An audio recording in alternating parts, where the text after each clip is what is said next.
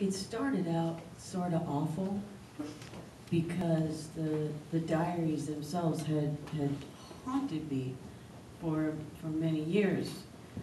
I took them as evidence of something that I should be ashamed of, either an aspect of my personality or something that I was responsible for, so, some event that was just this cloak of shame that I wore for 25 years, I suppose.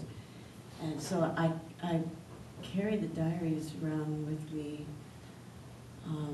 all over the country and would read them as a bad luck charm, trying to keep history from repeating itself.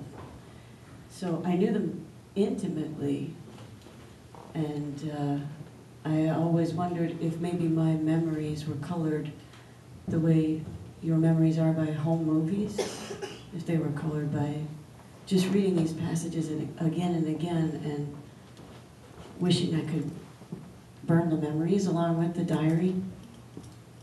So when I sat down to turn it into the story of that time, it started out awful. It hurt my feelings. But ultimately, I realized that the only time my feelings were hurt was in the day. This is so stupid, but if I worked at night, I would just go back in time to 1985, and I was okay. So suddenly it was okay. So I started putting my kids to bed, sleeping a couple hours, and getting up at about midnight or 1 a.m. and working until the sun came up, which gives you spiral eyeballs, especially if you do it for 4 years like I did. But it also allows you to time trip back to memories where every detail is in